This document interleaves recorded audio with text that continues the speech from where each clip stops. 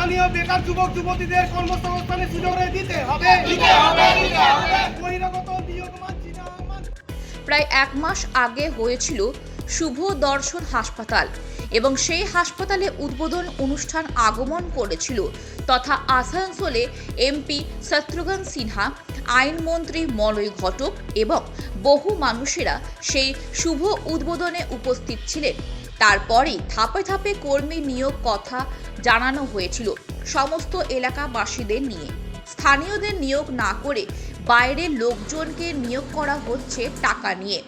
মঙ্গলবার এই নিয়ে মূলত গন্ডগোল বাঁধে।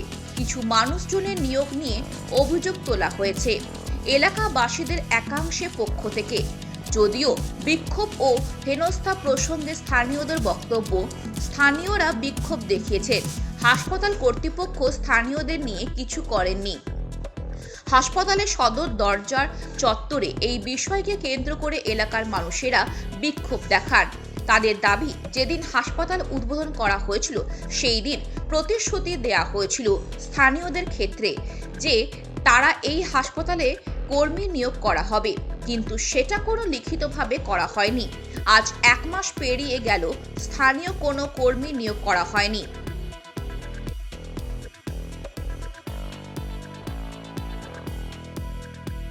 লোকাল হিসাবে বলেছিল ঠিক আছে আপনাদেরকে নেব বলেছিল, দিয়ে আমরা লোকাল হিসাবে ভেবেছিলাম ঠিক আছে ওরা যখন ডকুমেন্টস চাইছে নিশ্চয়ই নেবে, আশা থাকবেই যেহেতু লোকালের আমরা, কিন্তু ওরা এইভাবে করবে সেটা আমরা জানি, কিন্তু ওরা করেনি বলে তাই আমরা এই বিক্ষোভটা। তাহলে আজকে উনি আমাদের সত্যতা আর মনে হচ্ছে না, যেহেতু আমাদের স্টার্টিং থেকে এই কথাই বলেছে, আমরা বিশ্বাসটা করবো। প্যাডে লিখে দিতে বলুন, ফাইন দুধ পুরো কমপ্লিট গ্রাম আমাদেরকে সেটা আমরা একদম আন্দোলন ছিল। মানে লিখিত চাইছেন, লিখিত আকারে দিতে হবে।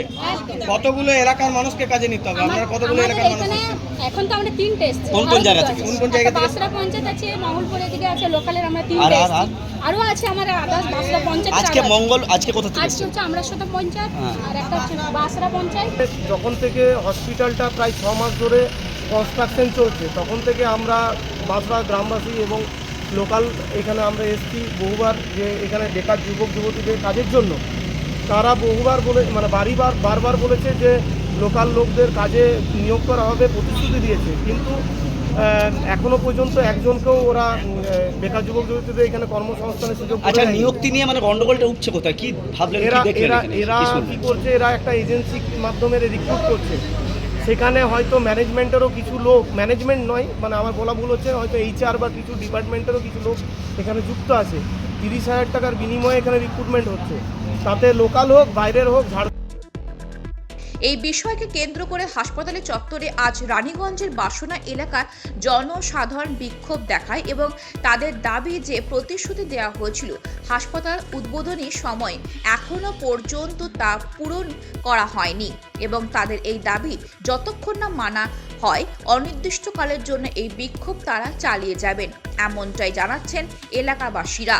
যদিও এই বিষয়ে হাসপাতাল কর্তৃপক্ষের কাছে সংবাদ মাধ্যমে জানতে চাইলে কোনো প্রতিক্রিয়া দেয়নি হাসপাতাল কর্তৃপক্ষ। Bureau report, activist Bangla.